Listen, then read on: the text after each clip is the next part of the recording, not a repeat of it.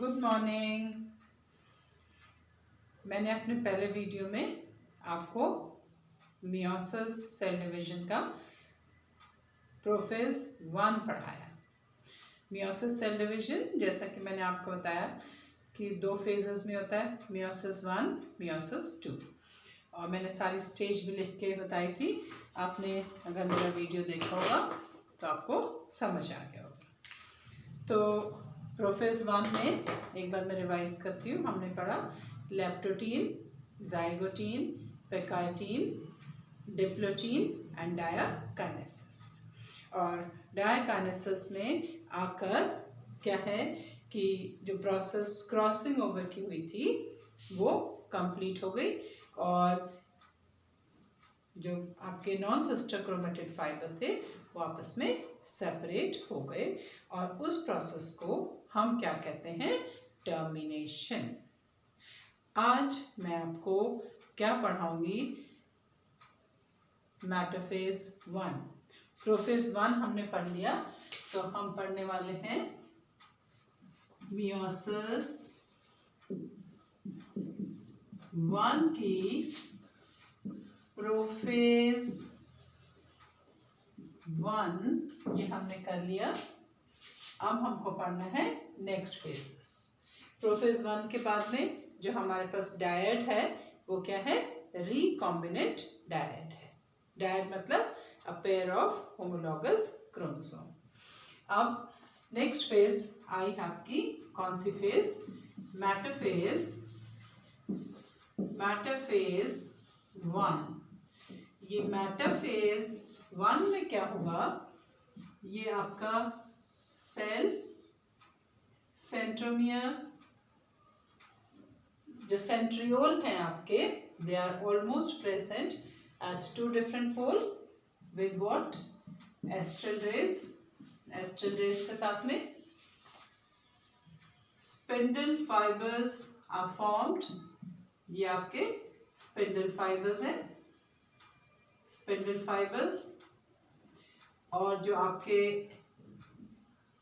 Homologous chromosome के pair थे, they all get attached to the spindle fibre. ये mitotic spindle, ये meiotic spindle से अटैच हो जाएंगे। ये होमोलॉगस क्रोमोसोम है। आप बिल्कुल ध्यान से देखिए, मैं आपको एग्जांपल बताती हूँ। 1 homologous chromosome, another homologous chromosome. So it is a pair of homologous chromosome.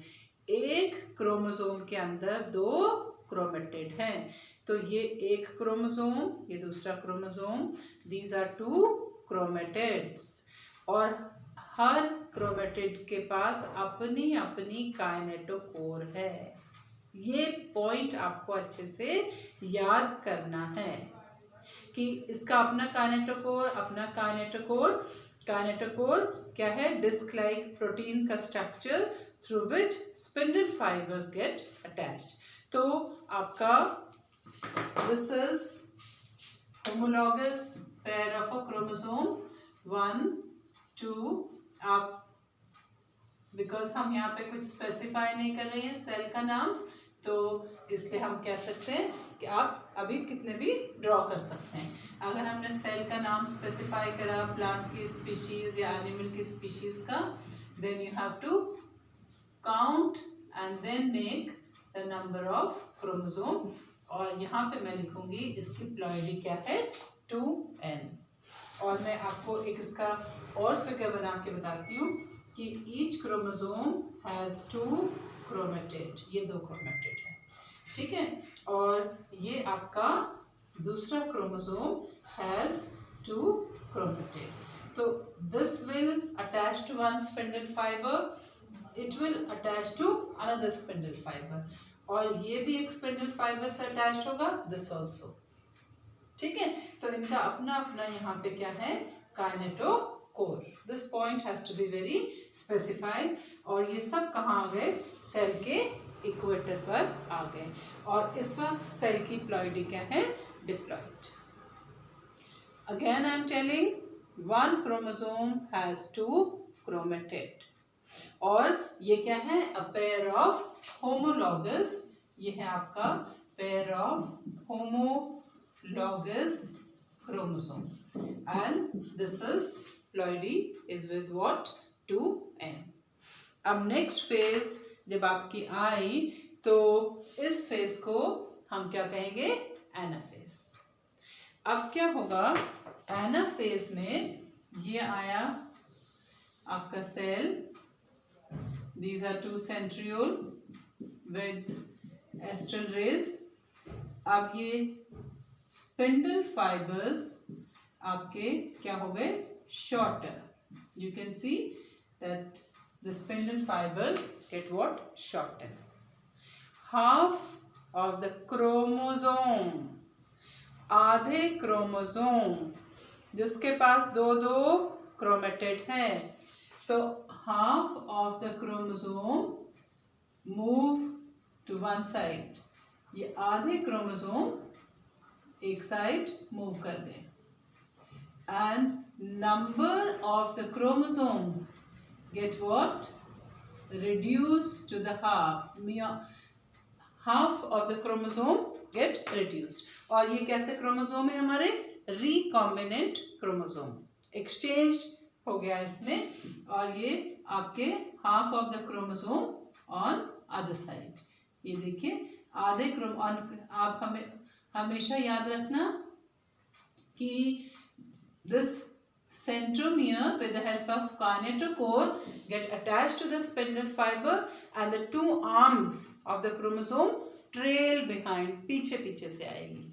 so हमेशा यहाँ पे इसका जो शेप है, जो अटैचमेंट है, आप दिखाएंगे कि ये इसका क्या है, सेंट्रोमियर और ये आर्म, और आप इसको स्पेसिफाई भी कर सकते हैं कि this shows what, recombination.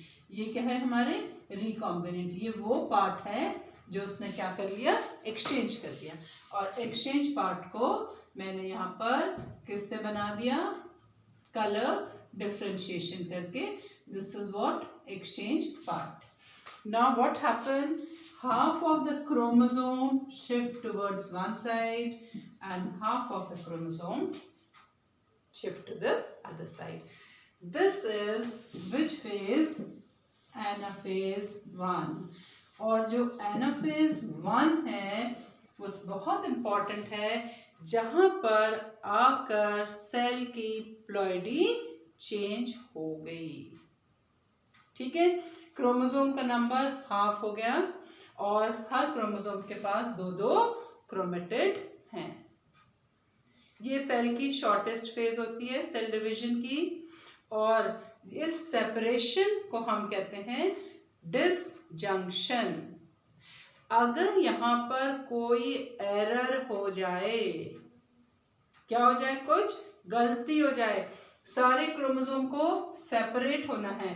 Suppose these are 3 and 3 6, और यहाँ पे हमारे क्या है, ये 5। मैं एक और बना देती हूँ, तो ये क्रोमोसोम हमारे क्या हो गए, ये 6 है, ये भी 6 है।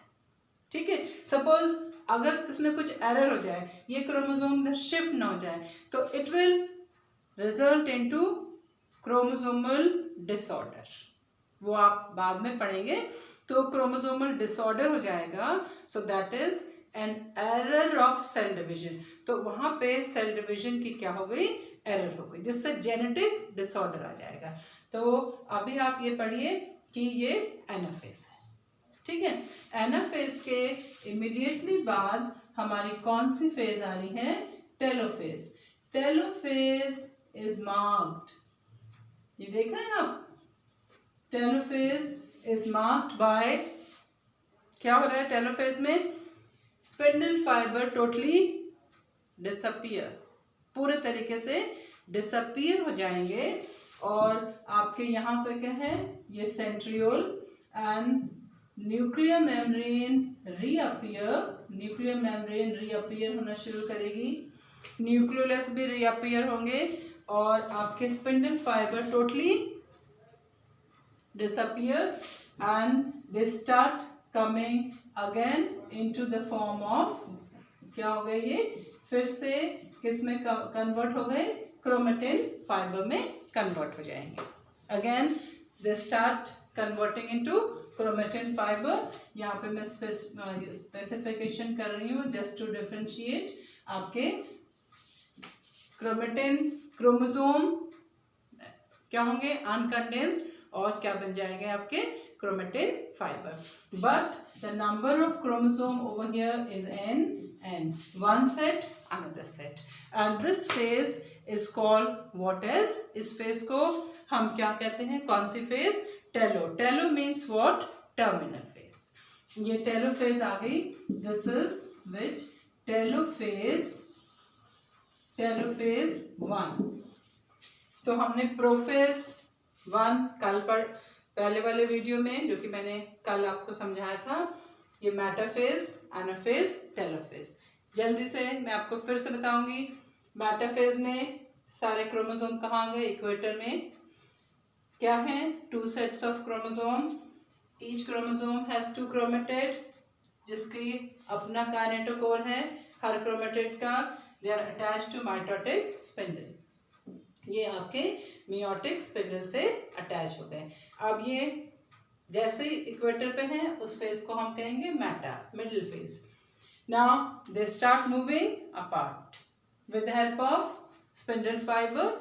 आप कह सकते हैं कि ये जो स्पिंडल हैं ये शॉर्टन हो रहे हैं और they will drag them towards 2 different poles. और दिस फेज क्या है, छोटी सी फेज है और इसके इमिडिएटली बाद जैसे ये स्पिंडल फाइबर्स खत्म हो जाएंगे तो यहाँ पे न्यूक्लियर मेम्ब्रेन बनना स्टार्ट हो जाएगी और जो क्रोमोसोम हैं वो फिर से अनकॉइल हो जाएंगे। आप क्या कहोगे उनको, chromatin fibre. At the same time देखो मैंने ये डिमार्केशन बनाया ना, क्यों, साइटोप्लाज्म ऑल्सो स्टार्ट डिवाइडिंग।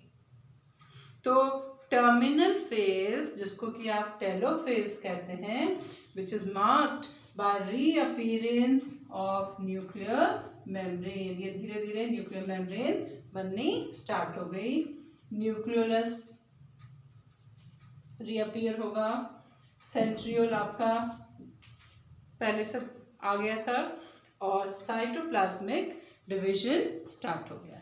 और साइटोप्लाज्मिक डिवीजन में क्या हुआ, और इस डिवीजन को आप कहते हैं this division is also called as cytokinesis. इसको हम कहेंगे, ये आपकी कौन सी फेज है, टेलोफेज, और ये डिवीजन को आप क्या कहेंगे, साइटोकाइनेसिस। और एनिमल सेल में साइटोकाइनेसिस आप जानते हैं, क्लीवेज फरो, और प्लांट सेल में इसको हम कहते हैं सेल प्लेट। प्लांट सेल में एक डिफरेंट मेथड होता है और एनिमल सेल में एक डिफरेंट मेथड होता है। अब इसके बाद इमीडिएटली मेयोसिस 2 स्टार्ट नहीं होती। यहाँ पर क्या है कि एक बहुत छोटा सा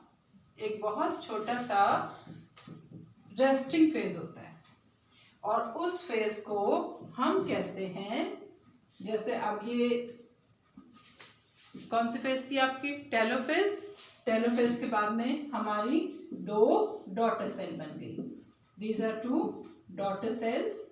now these both daughter cell will undergo for the process of short interkinesis।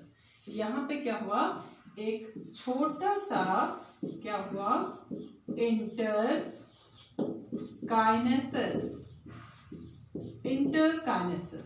Inter मतलब in between the 2 division, mitosis 1 meiosis 1 और मियोसिस 2 के बीच में एक छोटा सा गैप है जिसको आप इंटरकाइनेसिस कहते हैं।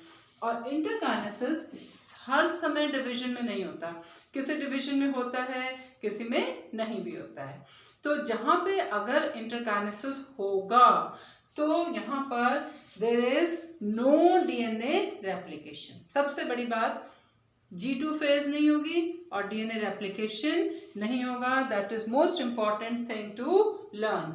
There is short interkinesis where division will not occur and जहाँ पे क्या है, डिवीजन नहीं होगा, and there is no DNA replication, DNA replication नहीं होगा, ठीक है। तो डीएनए रेप्लिकेशन नहीं होगा, only cell prepare itself for the next division. अच्छा, कभी कभी क्या होता है कि जैसे स्पर्मेटोजेनेसिस में इमीडिएटली जैसे ही कौन सा डिवीजन हुआ, कौन सा स्टेज आई, एनाफेज 1, फिर टेलोफेज 1, और वो प्रोफेज 2 को भी एस्केप करके डायरेक्टली किस में चली जाती है, मेटाफेज 2 में चली जाती है। This is a point two understand. Sometimes specially in case of spermatocyte जब बनता है आपका, तो क्या होता है कि ये process, this process is very fast, और sometime it is escaped and directly cell enter into which phase, metaphase 2 में चली जाती है। Otherwise after this there will be which phase, prophase 2। अब यहाँ पे क्या आएगी, prophase 2, metaphase 2, anaphase 2, telophase 2, then 4 haploid cells are produced। तो 4 haploid cells आपकी प्रोड्यूस्ड हो जाती हैं। इससे पहले कि मैं प्रोफेज 2 के पास जाऊँ, I should tell you what are the significance of meiosis 1। meiosis 1 cell division का क्या फायदा हुआ, क्या सिग्निफिकेंस है, कि why it was required. Significance of meiosis 1, and also at the same time I will tell you why is meiosis 2 required। so मैं क्या बता रही हूँ आपको, ये significance of meiosis 1। क्या significance है meiosis 1 का? सबसे पहले, सबसे जो important significance है, it changes the ploidy of the cell। Cell की क्या बदल दी इसने, प्लॉइडी बदल दी। एक डिप्लॉइड सेल किस में कन्वर्ट हो गई, 2 डॉटर हैप्लॉइड सेल में, विच इज मोस्ट रिक्वायर्ड, किस लिए, for the process of fertilisation. तो सेल की क्या चेंज हो गई, ploidy. Ploidy is what, sets of chromosome. Fine. Second important thing कि prior to the formation of a new cell, आपने पढ़ा कि पेकाइटिन फेज में मियोसिस सेल डिवीजन की, पेकाइटिन फेज जो कि प्रोफेज 1 का पार्ट है, वहां पर क्या हुआ, क्रॉसिंग ओवर, किसकी, crossing over between 2 non-sister chromatid fibre. Maternal chromosome और पैटर्नल क्रोमोसोम क्या कर गए, क्रॉस ओवर कर गए। तो क्रॉसिंग ओवर से क्या हुआ, यहाँ पर सबसे इंपॉर्टेंट चीज क्या थी, क्रॉसिंग ओवर, है ना। तो क्रॉसिंग ओवर से क्या हुआ, व्हाट वाज ऑब्टेन्ड, कॉम्बिनेशन, आपको न्यू कॉम्बिनेशन ऑफ जीन्स मिल गया। There was shuffling of the gene in between. तो जो आपको क्या मिला, गैमीट्स, जो actual result of this is what, the formation of the gametes. तो गैमीट्स जो आपको मिले, they are with a different combination of the genes. This is the reason, यही कारण है कि आपके पास कुछ कैरेक्टर अपने फादर के होते हैं और कुछ कैरेक्टर अपनी मदर के। कैरेक्टर क्यों डिफरेंट होते हैं, you are similar to your parents and sometime you are dissimilar also, क्योंकि क्रॉसिंग ओवर में गैमीट बनने से पहले क्या हुई, जीन्स की शफलिंग हो जाती है। ठीक है। और इसका एक डिसएडवांटेज भी है कि अगर नॉन डिसजंक्शन हो गया तो क्या होगा, जेनेटिक डिसऑर्डर हो जाएगा, ठीक है। तो वो उसको मैं सिग्निफिकेंस नहीं कहूंगी, दैट इज अ डिसएडवांटेज, है ना। वो एक अलग टॉपिक में आपको पढ़ना है, that is disadvantage of what, error of cell division. तो सिग्निफिकेंस अगर हम रिवाइज करें तो ploidy of cell changes, crossing over से आपको नए कॉम्बिनेशन मिले, और this is the first step of sexual reproduction, what was produced gametes, ठीक है। Okay, now what is a need of second meiotic division. देखो अब आपके पास में सेल की प्लॉइडी तो आ गई, आपको हैप्लॉइड गैमेट, तो हैप्लॉइड चाहिए था, वो मिल गया आपको। What is the need of second meiotic division, क्या जरूरत है। तो सेकेंड मियोटिक डिवीजन जो है कि what is, why this meiosis 2 required, what happens in meiosis 2, meiosis 2 starts with the prophase 2, और इसका प्रोफेज 2 में same process, nuclear membrane will what, इसमें सेम प्रोसेस होगी, nuclear membrane will gradually start what, disappearing, centriole will start moving to different apart from each other, different poles. जो chromosome थे फिर से क्या होने लगे, कंडेंस्ड होने लगे, they will start looking for their pair, फिर से अपने उन्होंने पैर ढूंढना शुरू कर दिया, ठीक है। अच्छा, एक्चुअली यहाँ पे क्रोमोसोम के पैर तो नहीं बन पाएंगे क्योंकि सेल की तो हैप्लॉइड ही आ गई। यहाँ पे पैर का मतलब कि ईच क्रोमोसोम हैज 2 क्रोमेटिड, क्या है क्रोमोसोम के पास में, क्रोमेटिड्स हैं, ठीक है, ये दोनों क्या है, chromatids. Now next phase is metaphase. In some case ये प्रोफेज 1 एस्केप भी हो जाती है, ठीक है। Directly cell comes under which phase, metaphase 2, ये आ गई आपकी मेटाफेज। और यह सेल की प्लॉइडी क्या है, N, this is metaphase. Metaphase में यू हैव स्पिंडल फाइबर्स है आपके ये। Now these are what, the chromosome with 2 chromatid, they align themselves at the equator, fine. Now still it is N, each chromosome has 2 chromatid. Next is which phase, anaphase